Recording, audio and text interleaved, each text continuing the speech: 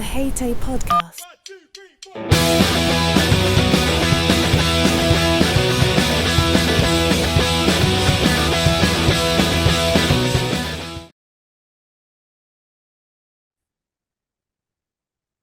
Hello and welcome back to the H.A.T.A.E podcast. Today we've got a wonderful guest from the land down under. We've got Helen Dunne. How are you, Helen?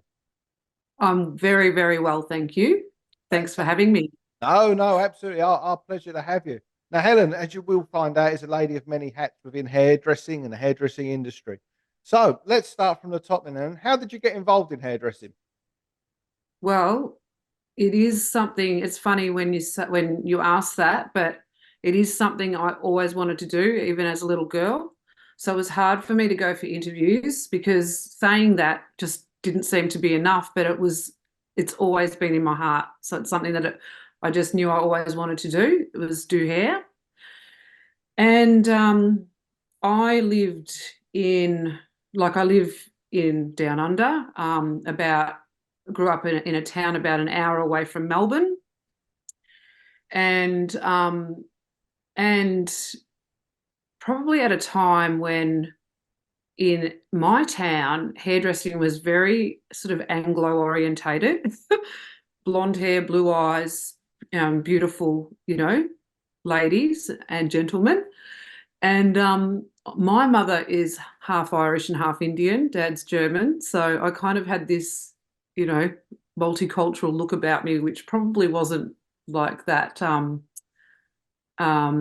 sort of, yeah, I don't know. It just didn't fit that mode at that time. So I took myself up to Melbourne and got myself a job up there. My mum couldn't believe it.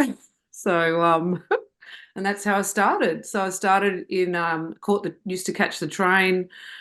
I say I'm an 80s hairdresser. So we started with the big hair, don't care. Yeah. That type of thing. So it was, yeah, caught the train up to Melbourne, started my apprenticeship up there. And then once I sort of started my schooling down in Geelong and I got known in my area, then I was able to pick up work back down where I was. And yeah, sort of have never left the job since. No, absolutely. Just How did you find the apprenticeship route there in Australia? Is it still the same now? I'm sure it might well have changed since the 80s, but yeah, is it still a very similar process now, or is it a bit more what should we say, college based? Because I'm just assuming that you would have been more in the salon. Yeah, well, it back when in those days it was a 4-year apprenticeship. So you went to trade school 1 day a week and spent all your time pretty much in the salon. Yeah, so you could I got through my trade school in about 2 years, and then fortunately I worked in a salon where they signed me off a little bit earlier, I think about 3.5 years, and I became qualified. But I still come from that old school sort of mentality where we do need that time, I believe, to develop and gain confidence in the skills. Now in hairdressing, and I teach in that model now, which is I've come in and out of that, but I'm moving into more non-accredited training because I believe I'm jumping around here. Anyway, I'll jump back. So now in Australia, our apprenticeship's only 3 years, and it is what they call competency-based completion. So as they complete a subject, a unit of competency, and there's 28 at the moment, they get closer to completing their qualification, and it doesn't necessarily align with them being confident, No, absolutely. confident. Yeah, Yeah. I think that's an issue, sort of a worldwide issue, in regards to the way that training's gone. I certainly in the UK, not quite as familiar with here in America, but I'm pretty sure it'll be around the same. It's like, well, you've done that now, so that you could do that now. Whereas, like you're saying, is sort of with a more traditional style apprenticeship, you could do a long layered haircut, but Mm. it's not quite ready for the floor yet. You know, Oh, it is, you can showcase the skill to do it, but maybe not quite to the level of what you might need to. Whereas Yeah. now it's very much right. You're signed off. Thank you very much. On to the next bit, rather than sort of honing those skills in it in the different areas. Yeah. And that's as an educator, it's really frustrating because, we want them. I want to pass those skills and that confidence onto the juniors coming in, but and they're actually a different breed to us as well. That's the thing. They're very fast. They want information coming at them faster. They don't actually go looking for information, so they sit there waiting for it to come to them. And so I find myself actually spoon feeding them a little bit. Yeah, But they're great. They're as a holistically, they're like, and mentally, they're a beautiful bunch of young people coming into the industry. But skill wise, yeah, they don't have they don't want to practice like we did. They don't want to train at additional hours or anything like that. I'm not sure if you find the same problem, yeah. where, yeah, Yeah. I think it's what should we say? It goes back to what you said there. You said it perfectly. Is they don't want to look, and I don't think it's necessarily young people's fault. You think if no, you want, I was thinking this the other day. I was just doing something around the house, and I thought, well, how do you do that then? I just got the phone out. I looked at Google, and it was there instantly. Whereas, yeah, sort of obviously, if you'd have gone back 20 years, not even 20 years, you'd have had to have gone and find someone who knew how to do that in order for them to tell you. And mm, I think that's the thing, and I think it's because it's been so accessible, and it's easy for them to get any information they want, be it right or wrong. They can just get it like that, and it's just the way that people have been conditioned. I think over the last certainly mm, 10 years, 15 years, it is because it's just so everything else is so instantaneous. So why wouldn't this be? And yeah, I think it's a problem with all doing jobs, because hairdressing is a doing job. You get better the more you do it. yeah, Um, it's a problem. I think that's a little bit of a reason why we're struggling to attract people in as well, is because it's not instant. You're not an instant genius. You're not an instant competent hairdresser. And I think that is one of our big things that we've got to do better at. I think we've got to meet in the middle, is my mm, personal idea, because we're never going to turn it back to where and nor should we, where people sort of, no, you go into the shop and you're working 12-hour days for not a lot of money, and you're doing whatever else, not just sweeping up, watching people standing there. We can't go back to that. But then no, also absolutely not. but we can't have it the thing where people are sort of, right, you're a hairdresser now. I mean, you would have seen it, I'm sure, as an educator. There's 1,001 courses, around that. You can be a hairdresser in 6 weeks, or a barber in Yeah, six weeks, and you'll be easy. You'll be on the train. Um, yeah, but we, as sort of more experienced hairdressers, know that maybe not isn't the case. no, it is the repetition. And I've gotten to the point where, I like to kind of, yeah, like incorporate that, because we know how important it is, incorporate that in a little bit of a hidden way in my Yeah. teaching. Like, okay, we're going to do it again, but we're going to modify it a little bit so they think they're getting something different, but they're actually, repeating the same thing because they need to. Like, yeah. But and I also feel like I do sort of like um to introduce a bit of boot camp type thing. Like, let's just do one cut after the other, because while they're actually at it and their minds on the job, they're kind of, they get it easier because, as we were saying, the repetition is what they need. No, Yeah. no, absolutely. I mean, it's that whole thing as well. Once again, with the instant access to everything, is concentration becomes a problem. It is that whole thing. So, like you're saying, if you can keep people going, keep people moving, and just changing it slightly, it keeps it interesting, Yeah. it keeps it fun. Which is like you say, I think that is the part of meeting in the middle. A Yeah. little bit there. So, how did you get And involved? I think, yeah, Carry on. sorry, I was going to say, they teach me how to teach them.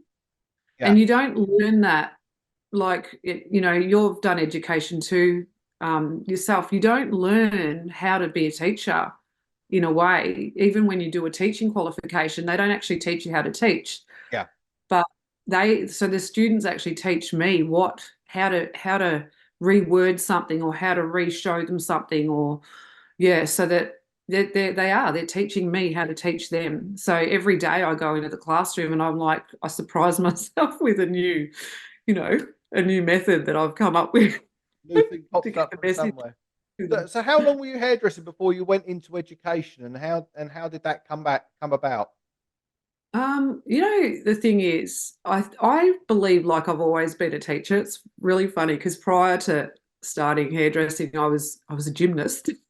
Okay. But I used to and I've always been into fitness. It's funny because and so I used to actually even just help train, the other girls in the class. So kind of always liked that. Then I had apprentices. Then I ran my after qualifying, I had my own business.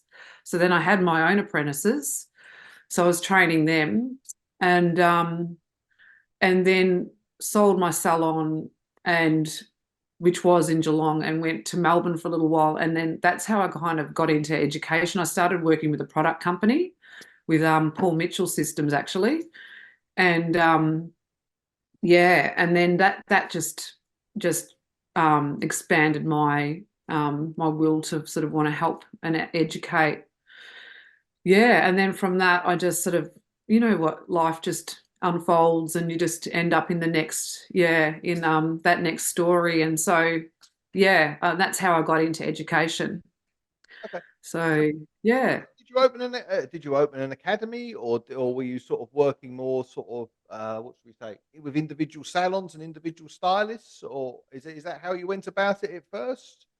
At first, I got a job at an academy and Okay. started working. I actually was working with one of my old trainers or teachers. And then I went back into salon for a little while. And then the school that I went to, um, the trade school that I went to, because we have like government run TAFEs, Okay. like a trade school system. So that they were employing, and it was quite interesting because at that time a lot of us who'd done our apprenticeships at the same time had came back to teach, and we actually had really good teachers when we were at trade school. So this kind of group of us all came back together, and we really yeah, so we got the school going again. It was sort of like a little had its ups and downs. So we were all there and all sort of like quite energized. And yeah, so I was in TAFE, the TAFE system for about 10 years. Yep. And then you know, things happen with government, Yes.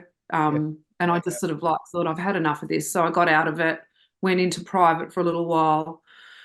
And that actually yeah, that didn't work out funding wise. They ran out of money, and anyway, it didn't work out. So I kind of thought, well, I've got all this skill, and you've heard of pivot point? Yes. Yep. Yeah. But for So those I was who are listening who might not have heard it, Pivot Point, could you explain a little bit about the system they use for teaching? Yeah. So pivot point is a teaching resource. Um, and they divide um, the skills up into 6 different skills. So you've got ladies cutting, men's cutting, short hair design, long hair design, style, texture, and color. So you've got 6 disciplines, and they break it down very simply and simplify everything. So and they have a language of their own and everything. So it's all very once you kind of learn that, it's all that it's a very easy system to learn. Oh, I shouldn't say easy because it's hard, but it's easy one. It's a language and a way Easy of to understand. learning. Yeah, yeah, yeah. Yeah. It's So a I was Pivot Point accredited as a teacher because when I was at TAFE, we were lucky enough to actually be shown or be given that that resource to teach with and to actually be given all the disciplines. So I approached Pivot Point in Melbourne at the time and said, look, and there were apprentices at at the training organisation that I worked at, and that they were shutting down, and that we had nowhere to go. So I approached Pivot Point and said, "Look, I've got apprentices. How would you like me to teach them down in Geelong?"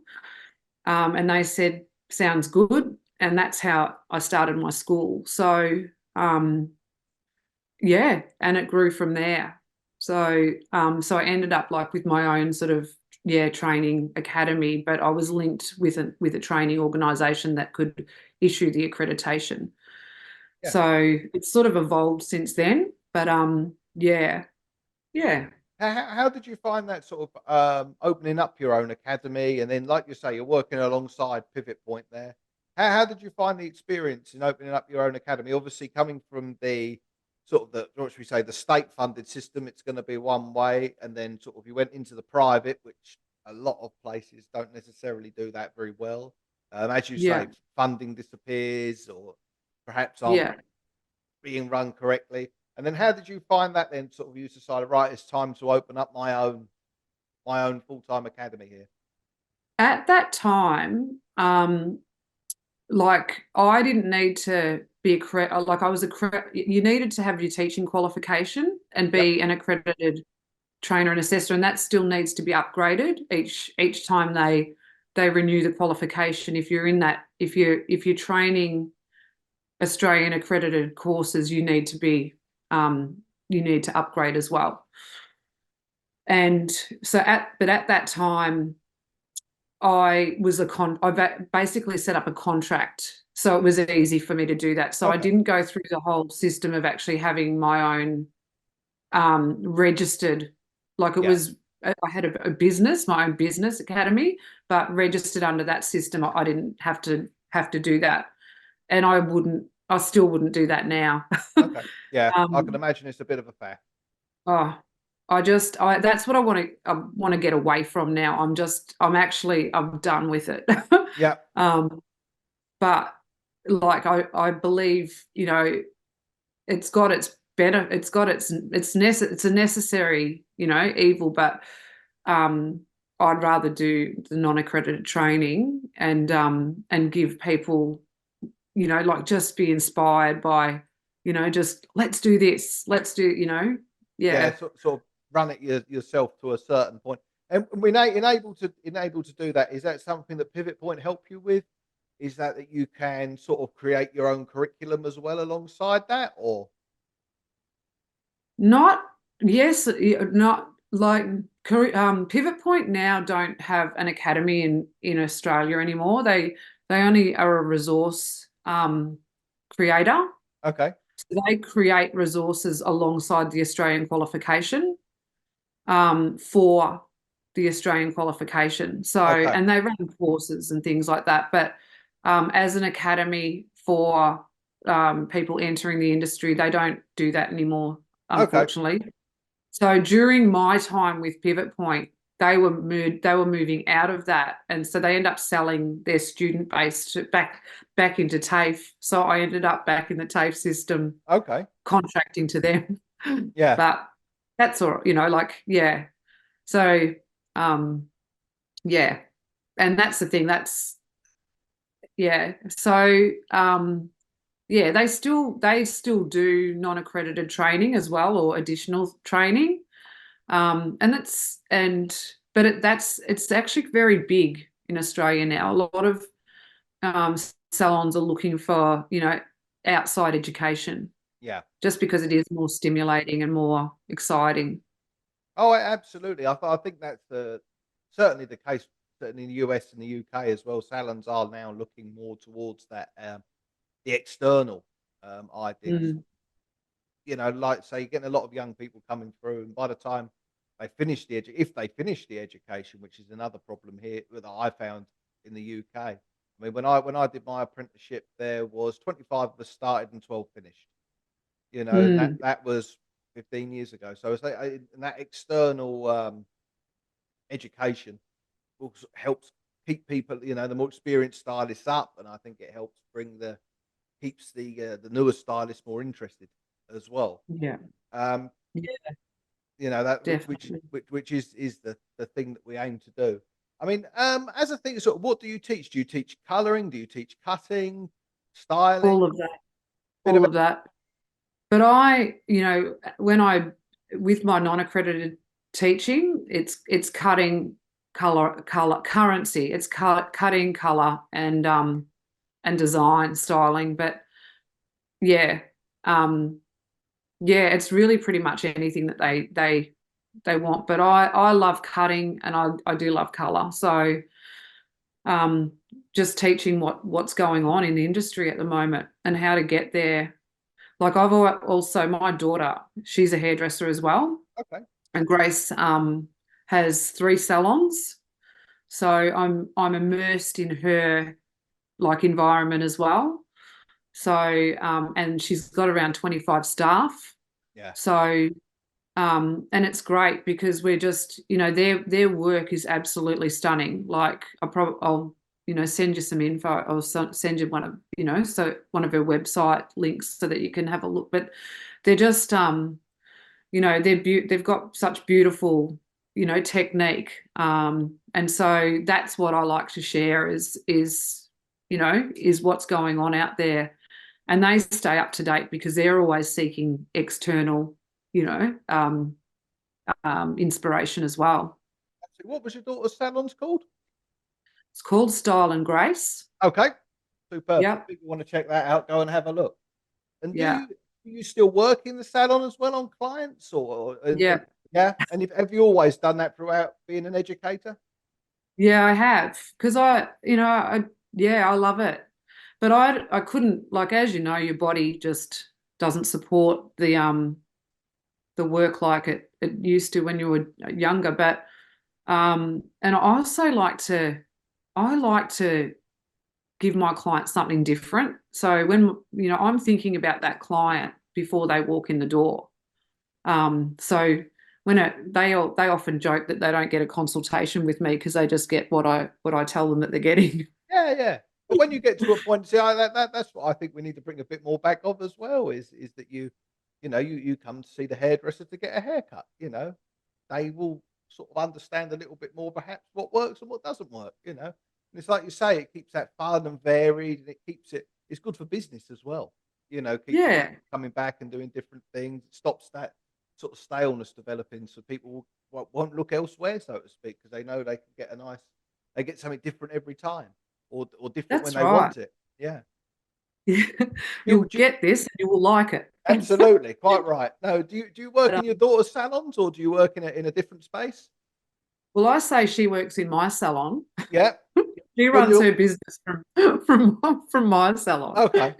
But no, she's actually got, yeah, we share the space. But she's got 3 salons. So she has 2 full functioning hairdressing salons, and then she's also got a style bar, like which is a blow wave and a makeup and a bar as Okay. well. Oh, Yeah, brilliant. called Style Bar. No, it is. It's brilliant to see. Sort of, I'm a second generation hairdresser as well, so it's good to see there's other people around who are doing the same thing. Now, you also got involved in coaching of Yes. hairdressers. Where did that Mm. come about from? It's just I did a coaching qualification about 12 years ago now. So um yeah, it just that came from the education side of things as well, like just sort of and like when I was saying before about being the, like you're up front with with fashion and photography and catwalk, that sort of thing. I was the 2IC Yeah. carrying the coat hang, whatever. But I found myself actually being able to coach, even juniors into competitions and things like that. Because and it just came sort of naturally. So it sort of started there, and then it sort of then it went into, helping people out with their businesses and things like that because I've run businesses before, and often I'll get always I'll get phone calls or messages, Helen, what's this? And I don't always, I've got lots of ideas and advice, but it's coaching, as you know, is more so about being able to get them to identify what their goals are and help them reach their goals rather than me. We can all sort of look at somebody and say, you should do this, but it's actually, getting them to do what they want to do and achieve it. So it sort of came about that way. But also, I feel like, I was thinking today, like, and we've all heard that, people would complain about hairdressing being on their feet or long hours and low pay. But I have never ever looked at hairdressing like that. It's never been, I've never, thought of it like that at all. So it's actually about sort of inspiring that passion back into people again, um and getting them to remember why they got into hairdressing in the first place, and taking it from there and just working on that, on the great things that and how good the job is, rather than focusing on, the sore feet or the sore lower back or the Well, soggy hands. everything else that aches, yeah, as well. That's it. Exactly. It's a difficult thing, and I think it's important that we do realise that, because sometimes it is a very, very heavy job, Mm. in a way, physically and mentally. You're getting a lot of you get people that come in and tell you all about their problems, and then then your back's hurting, your hands are hurting, your shoulders are hurting, and you've just turned 25. It's a case of you sort of do have that issue within the industry, and I think it is important to have that there, as to have someone turn around and say, well, actually, it's not that bad. Like yourself, I never had I mean, I'd say never. When I first started, I thought, what am I doing here? There wasn't much money involved, and sort of seeing peers going off and earning, loads of money doing this, loads of money doing that. And it's like, oh dear. Physically, I've always been okay, but I've always worked on my feet. Like every job I've had, I've never had a sit down job really.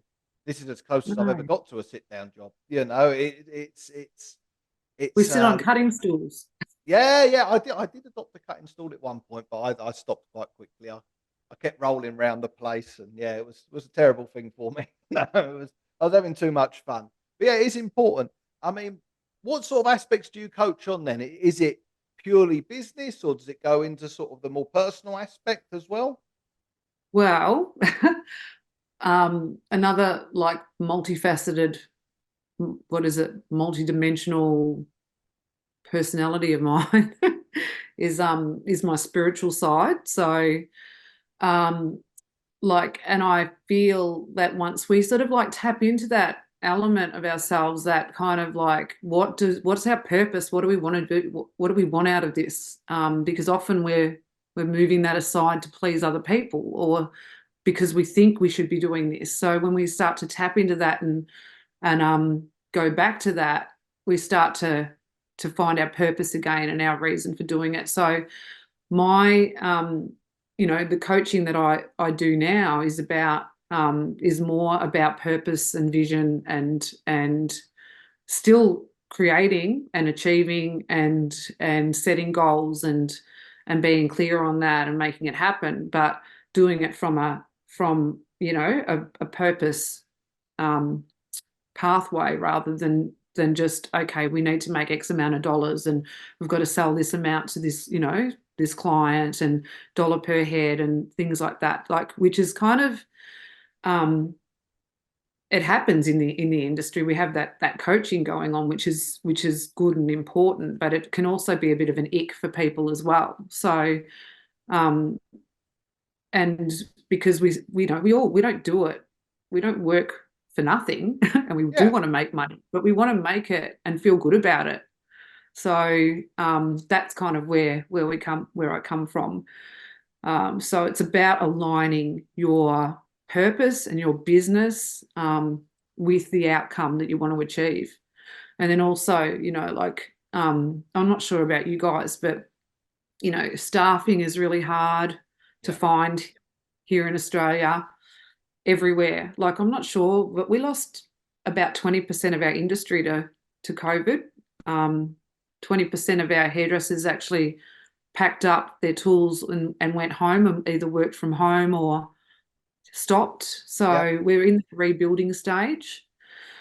And so trying to sort of, we've got the staff, it's been good because the people coming into the industry really want to be in the industry, but we're in that rebuilding stage. So it's about even attracting that person that aligns and fits into your salon as well, and not just sort of like accepting anybody because they happen to walk in the door with a resume. Yeah, So it's actually saying, you've got the personality that fits into our salon, and you may not have the skills, but we can train that. But um, you know, I yeah. really, we meet each other on the same, soul level sort of thing. Yeah, no, no, absolutely. That's the most difficult thing, given the shortage of staff worldwide. And like you Mm, touched back on it earlier, it's not just hairdressing; it's every trade. I mean, yeah, I did say in another podcast, a friend of mine has a construction company, and it's a decent company. They're on quite a big project at the moment, and there's not anyone on that site under the age of 40.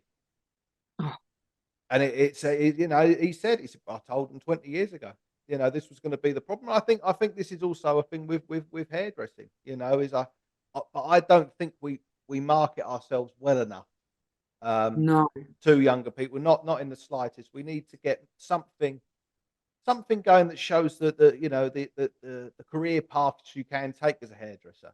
Because totally agree. I say it and say it again, is most if you spoke to most people, they would think a hairdresser goes into the salon Tuesday through to Saturday. They do Mrs. Smith for a roller set, a few haircuts, a bit of a highlight, and then that's their job done. Whereas, as we've just discussed, it's what do you fancy doing? Do you want to be an educator? Do you want to be a coach? Do you want to own a salon? Do you want to work in a salon, manage a salon? There's so many aspects to what you can do, and we just do not do a good job of promoting it. Um, So and much. it's a And very social media now. Social media has just opened up our industry so much now, and and expanded the network of rising stars in the industry. So, those who want to be an influencer or want to have a presence and can do that on social media now. So there's so much to excite people about.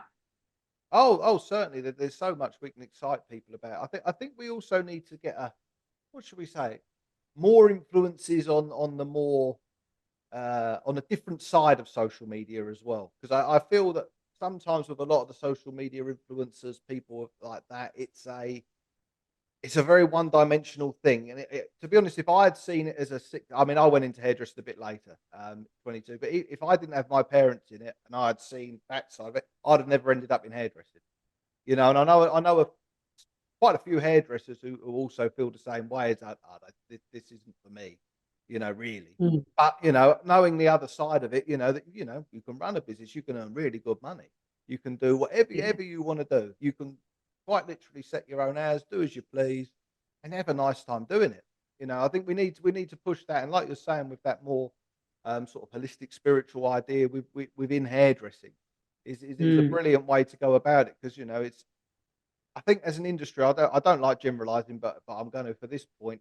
It's like we're not a sell mentality as hairdressers. We never Most have been. We no, no, never no. have. We're creatives. Creatives, true creatives don't really want to sell. We've got to sell it right. Okay, you're not getting your commission unless you sell 20 bottles of shampoo or Mm. whatever the issue is there. But creating that idea, whereas we all need to make a few quid, but you can do it in a way that makes you feel good. You can do it in that way that is making people feel better. It's an Totally. industry where Yeah. that's definitely possible. It's a brilliant thing. So what So have you got? much. Like I've I've I've got I say to people like because I get kids coming in and I don't know if you guys do where you are, but we an entry into hairdressing is through they call them school-based apprenticeships. Okay. So they can come in we've got a 12-year school, from prep to year 12. So they can come in year 11 and 12 and do a part-time entry into the industry. So some will start that and say, "Oh, once I finish, I'm going to go on to nursing or something else." Yep. And I say to them, "Do you know what? I've got three children. One is an accountant, the other's a hairdresser, and the other's doing physiotherapy. the accountant's got his house, and I'm proud of him, of course. The one who's a hairdresser has got a beautiful house. She drives a Range Rover. She's got 3 salons, and they holiday all the time. And then the physio has got like this huge HECS debt, like Yeah. that she's going to be working for the next 10 years to pay off from. So I say to them, who do you think's doing best? Um, anyway, but yeah, and there's so much, like really, there's more money to be made in hairdressing now than there was 30 years ago. Yeah. Like because people are so much more like they want it everything now and they want it or they want it yesterday. So everything's a lot more disposable now. So um, yeah, it's just, I mean, it's a great time to be in hairdressing at the moment. I think so, especially, once you get that experience, and whatnot. And I think there has been this attitude change within the industry as well, with younger people coming through. They it's a bit of a thing that comes over from they want everything now. It's like the Yeah. young ones coming through, then they're not going to work for not a lot of money. Mm, If you want to get your highlights and whatever else done, you're going to be paying 3 figures for it. Whereas yeah. before, that would be like a lot of money, or don't rock the boat. And I also think post COVID, I think people are now. It's been a couple of years, of course, but I think people are now catching up to this idea. I mean, it's this the hairflation that people talk about. It's this thing now where I think people are now finally charging what they should be charging. I've always said Yeah. that hairdressing as a whole, we never really updated our pricing from when Mrs. Smith came in every week for a shampoo and set. Every 6 she had a cut, every 8 she'd have a perm. Yeah. It's we never really updated our thing from that, because obviously when that was happening, you had so many clients that were coming in every week that you were Yeah. making your money. And I think it's taken us up until the past few years for people to sort of get round to that idea of actually we should now be, we've got to charge more, because, someone coming in for a balayage and a root smudge, they're only going to come in 4 times a year, maybe, Yeah. maybe five if you're lucky.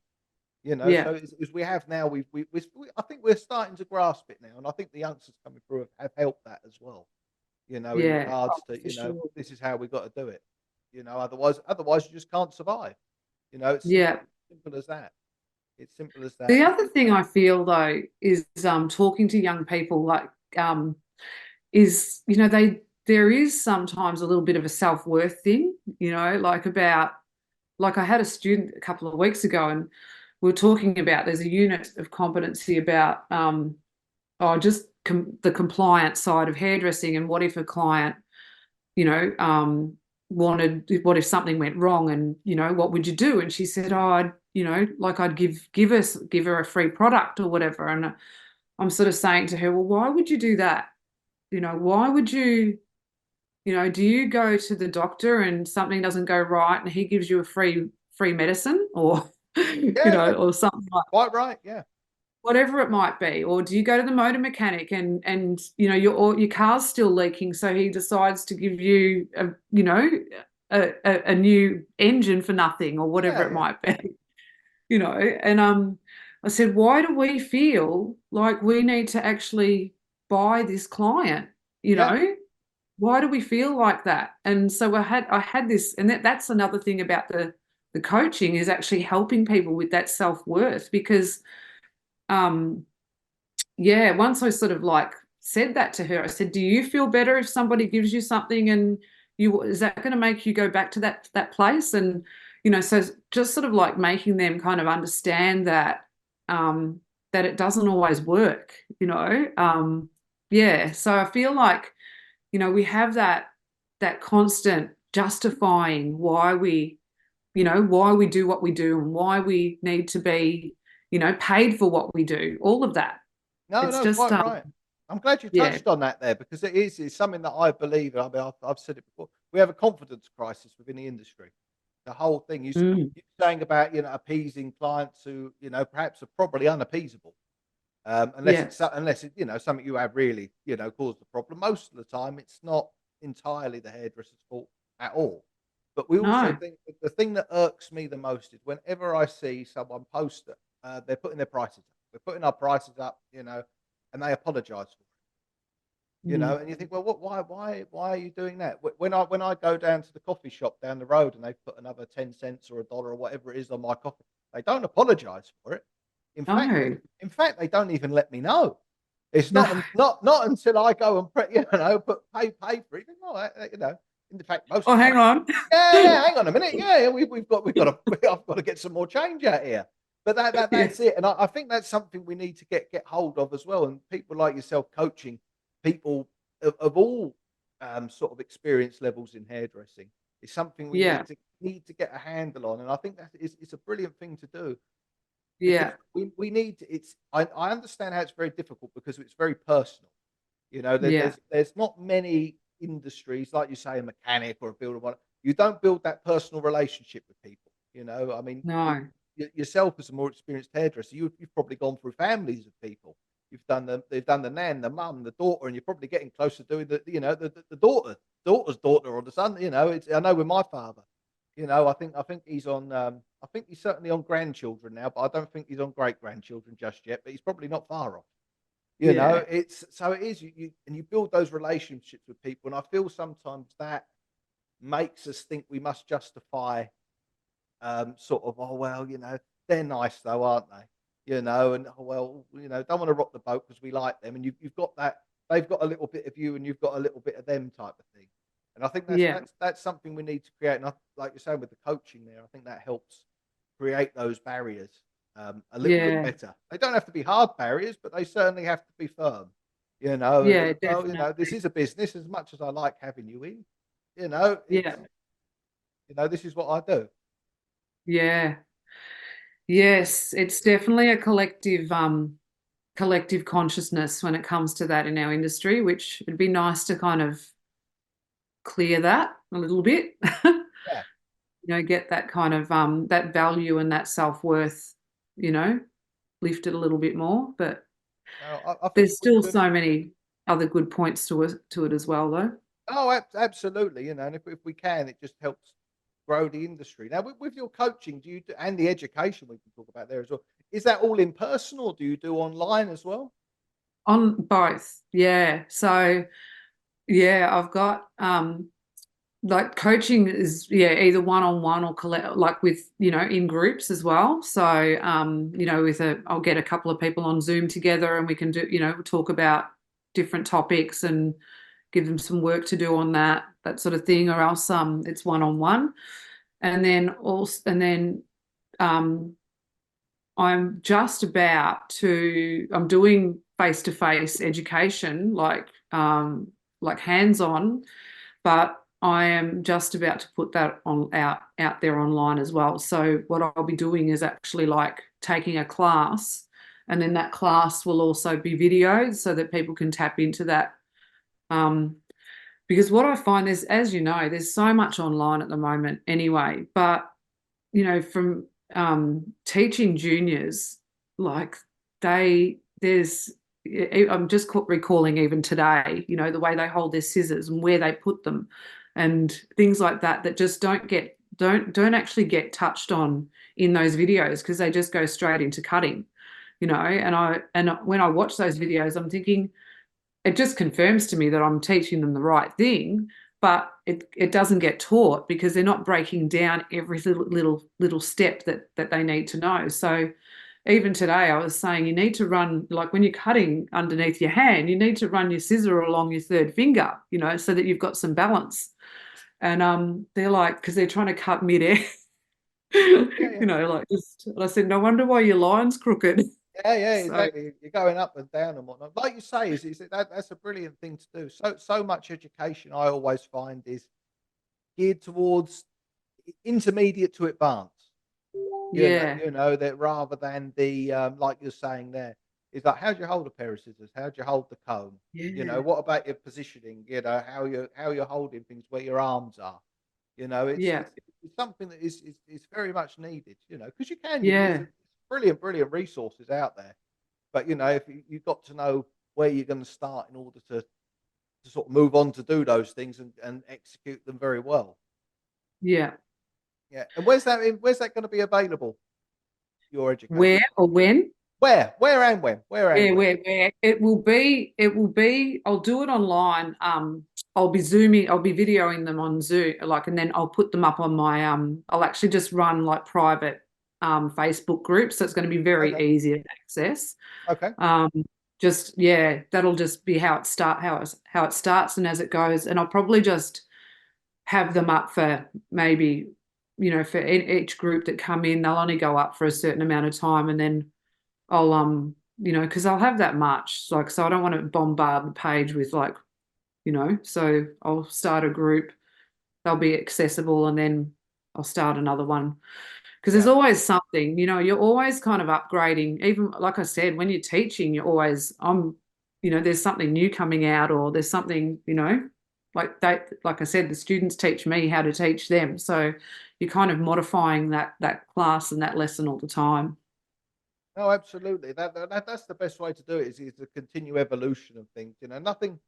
Nothing's ever new, but nothing's ever the same. No. That's what I think. Especially sort of you look at the haircuts that sort of around now, the wolf cut or the shag cut or whatever it is. It's still a variation of something that's come before, and it's brilliant. You can pass on the experience, and you can show them all. How to do things from the step by step, from the holding the scissors to the comb to the positioning to the cut to everything. It's a brilliant thing to do. Well, thank you very much for coming on today, Helen. All right. Sound like a real teacher, don't I? No, no, not at all, not at all. It's been wonderful having you on, talking about you and whatnot, talking about what you do and the education. So, what are your websites, and so we can get people over to have a look at your stuff if they're interested. I've got, like, the thing is I've got websites, Instagram, Facebook, all that sort of thing. So I've got Style Academy Hairdressing. So it's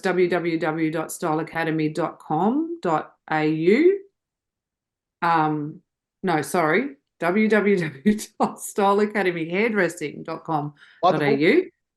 Yes. And then the other one's helendunneeducation.com.au. Okay, So fantastic. they are not the most up, but I am actually updating Style Academy over the next couple of weeks. So yeah, and then I've got my Instagram and Facebook. So Wonderful. What I'll just do is I'll put the links to those in the show notes. So if people want to go and have a thanks look, for that. get in touch with you and whatnot else, they'll be able to. Once again, Thanks, thank you Ben. very much, Helen. Have a Thank good you. evening. Thank you very much. Thanks. Pleasure. Thank you so much. Bye bye. Bye. Thank you for that, Helen. You're welcome. Thank you. All good. Right. Turn the bike around, and then yeah, Yep. we'll All come over right. to we'll come over to your one. I'll see you in a minute. See you in a second. Bye.